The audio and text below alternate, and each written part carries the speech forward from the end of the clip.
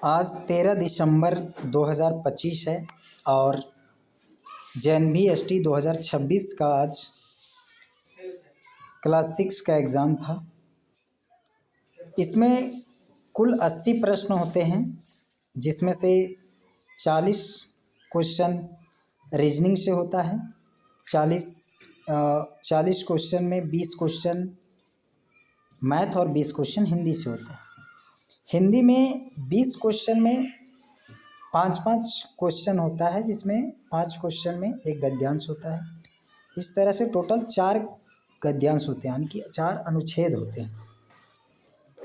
अब हम लोग हिंदी के प्रश्न पत्र को हल करेंगे, जिसमें देखेंगे कि इसमें से टोटल आप कितना सही करके आए हैं। तो अनुच्छेद नंबर पहला देखते हैं। सोनम दुकान पर प्रदर्शित नई साइकिल को गौर से देख रही थी। नई चमकीली लाल साइकिल को देखकर वह चकित थी। उसके पिता ने उसे देख लिया और कहा, आओ हमें चलना चाहिए। सोनम ने साइकिल को आखिरी बार देखा और अपने पिता के पीछे चलने लगी। वह जब सोने गई तब भी चमकदार लाल साइकिल के बारे में ही सोच रही थी। अगले दिन स्कूल में वह अपने मित्रों के से भी उसी के बारे में बातें करती रही। वह जब घर लौटी तो उसने देखा कि एक नई साइकिल गेट के पास खड़ी है। वह खुशी से चिल्लाई और माँ को बुलाया। उसके माता पिता मुस्कुराते हुए बाहर निकले और उन्होंने कहा, यह उसके जन्मदिन का उपहार है, और उसे साइकिल दे दी। सोनम बहुत प्रसन्न हुई और खुशी से माता पिता के गले लग गई।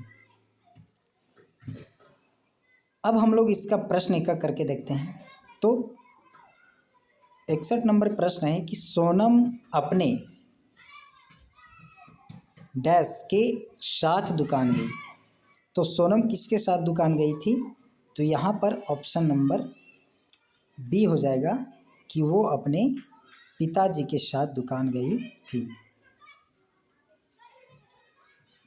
दूसरा प्रश्न यानी कि 62 नंबर प्रश्न है, सोनम दुकान पर चमकीली डैश साइकिल देखकर उसकी ओर आकृष्ट हुई। यानी कि किस कलर का, किस रंग की साइकिल थी वो? तो यहाँ पर देखेंगे तो ऑप्शन नंबर ये हो जाएगा, लाल रंग की साइकिल थी। अब तीसरा यानी कि 63 नंबर प्रश्न है, सोनम के माता पिता ने उसे नई लाल साइकिल क्यों दी? उसके जन्मदिन के उपहार के रूप में, परीक्षा में उसकी सफलता के लिए, उसे पसंद होने के कारण, या उसके पास कोई साइकिल नहीं थी? तो यहाँ पर हो जाएगा तुम्हारा ऑप्शन नंबर ए कि उसके जन्मदिन के उपहार के रूप में दिया। सोनम ने अपनी प्रसन्नता व्यक्त की। तो सोनम ने अपनी प्रसन्नता व्यक्त की, यहाँ पर देखेंगे कि उसने अपने माता पिता को गले लगकर अपनी प्रसन्नता व्यक्त की। ऑप्शन नंबर ए इसका राइट आंसर हो जाएगा। चकित थी का आशय है, यहाँ पर 65 नंबर क्वेश्चन है, चकित थी का आशय है। तो यहाँ पर देखेंगे चकित थी कहने का मतलब है कि वे विस्मित थी, यानी कि ऑप्शन नंबर बी इसका सही उत्तर हो जाएगा।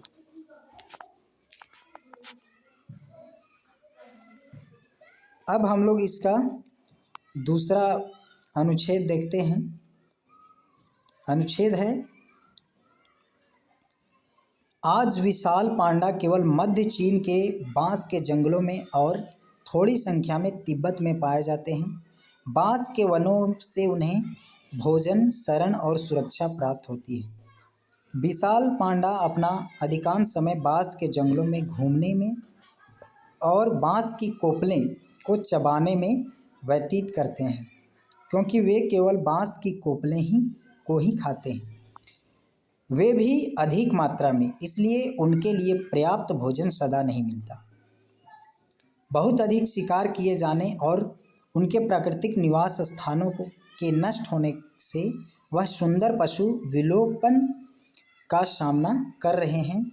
उन्हें केवल चिड़ियाघरों में देखा जा सकता है, जहां विशाल पांडा की देखभाल सरल नहीं होती, क्योंकि उन्हें खिलाने के लिए पर्याप्त भोजन प्राप्त करना कठिन होता है।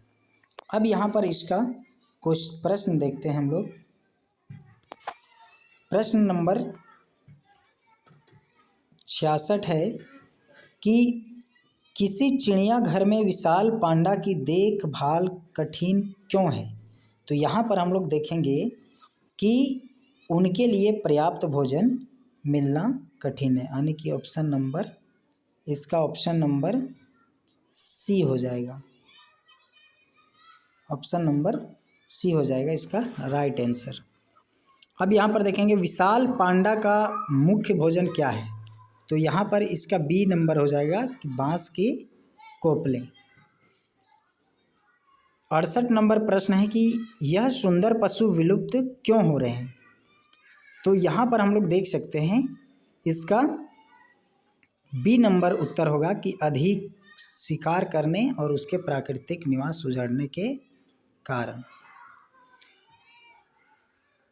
69 नंबर देखेंगे निम्नलिखित शब्दों में से कौन सा शब्द विशाल का विपरीत है।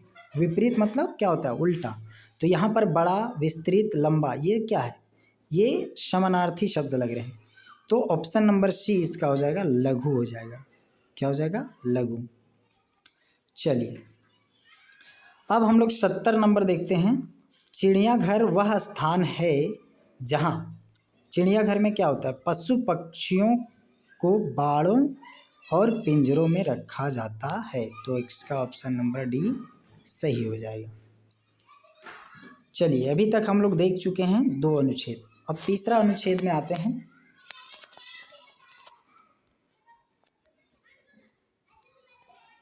तीसरा अनुच्छेद में देखते हैं। तीसरा अनुच्छेद है फूल हमारे लिए अनेक रूपों में उपयोगी है। फूल अनेक रंगों और आकृतियों के होते हैं, वे सौंदर्य के प्रतीक हैं। फूलों का उपयोग धार्मिक पूजा में होता है। प्यार और सराहना का प्रदर्शन करने के लिए फूलों के गुलदस्ते दिए जाते हैं और फूलों के हार बनाए जाते हैं और देवताओं को सजाने के लिए तथा महान लोगों के सम्मान के लिए उनका उपयोग किया जाता है। अपने रहने का वातावरण में सुंदरता बढ़ाने के लिए फूलों को फूलदानों में सजाया जाता है। फूलों के व्यवहारिक उपयोग भी हैं। इसका उपयोग इत्र, चाय और सौंदर्य प्रसाधन के उत्पादन बनाने के लिए किया जाता है। कुछ फूलों का उपयोग दवाइयों के रूप में होता है।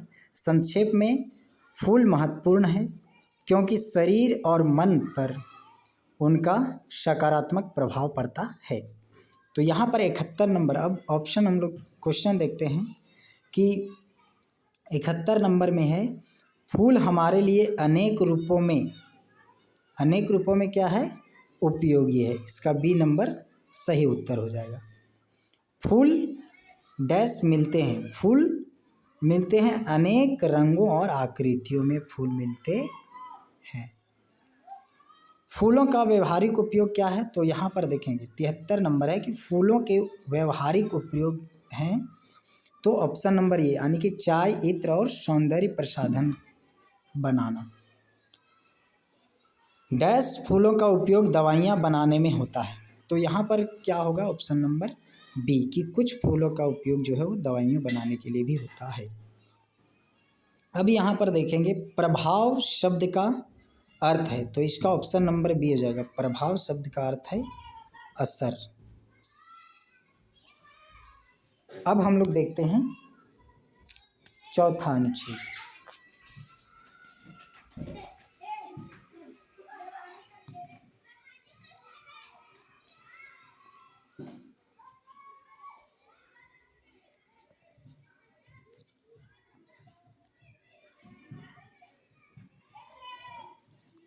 चौथा अनुच्छेद है राष्ट्रीय संग्रहालय दिल्ली में मोटे शीशे के पीछे प्रदर्शित विश्व में सबसे प्रसिद्ध नर्तकी को अनदेखा नहीं किया जा सकता। मोहनजोदड़ो की नृत्य करती लड़की कांस्य की बनी दुर्लभ कलाकृति है। हमारी स्कूली पाठ्यपुस्तकें भी हमारी 5000 वर्ष प्राचीन विरासत के बारे में बताती है। उसके बाएं ऊपरी बाजू से लेकर उंगलियों तक सीप, हाथी दांत या पतली धातु की बहुत सी चूड़ियाँ अलंकृत करती है। आधुनिक कला का नमूना एक साथ 3 पेटेंट वाला हार और उसके दाएं हाथ में कोहनी के ऊपर तथा कलाई पर कुछ चूड़ियाँ हैं। वह निर्भीक मानवीय आत्मा का प्रदर्शन है और यह हमें याद दिलाती है कि हमारी इंद्रियों पर किसी कलाकृति का क्या प्रभाव पड़ता है। अब यहाँ पर हम ऑप्शन देखते हैं। नृत्य करती लड़की को मोटे शीशे के पीछे बंद किया गया है क्योंकि यह कलाकृति जो है वो दुर्लभ है। इसका हो जाएगा ऑप्शन नंबर ए सही उत्तर। पेटेंट का भाग है। पेटेंट क्या है? हार। अब यहाँ पर बोल रहा है कि 78 नंबर में है कि कथन 1 और 2 को पढ़ना है और उसके विकल्प को सही उत्तर देकर चुनना है। तो पहला में है कि उसकी चूड़ियाँ सीप या पतली धातु से बनी है। दूसरा है उसके हाथी दांत से बना हार पहना है। तो यहाँ पर हम लोग देखेंगे कि पहला जो इसमें कथन है वो सही है और दूसरा क्या है? गलत है। तो इसमें क्या हो जाएगा? प्रथम सत्य, यानी कि ए नंबर ऑप्शन में पहला सत्य है किंतु दूसरा असत्य है। तो इसका ऑप्शन नंबर ए सही हो जाएगा। अब यहाँ पर 79 नंबर क्वेश्चन में बोल रहा है कि कौन सा शब्द निर्भीक का पर्याय नहीं है, यानी कि पर्यायवाची नहीं है। तो निर्भीक का पर्यायवाची कौन नहीं है? तो इसका उल्टा हो जाएगा। निर्भीक का मतलब होता है निडर, तो इसका उल्टा हो जाएगा डरपोक। ऑप्शन नंबर ये सही उत्तर। अब 80 नंबर क्वेश्चन है कि कलाकृति शब्द का अर्थ है। कलाकृति का अर्थ क्या हो जाएगा? कि मनुष्य द्वारा बनाए गए कला के नमूने, ये हो जाएगा तुम्हारे कलाकृति, यानी कि ऑप्शन नंबर बी जो हो जाएगा वो सही उत्तर हो जाएगा। तो इस प्रकार से हमने देखा हिंदी के 4 अनुच्छेद जिसका उत्तर आप लोग अपना कॉपी में देख लीजिए क्या लगाए हैं और इस प्रकार से अपना अंक का पता लगा सकते हैं। धन्यवाद।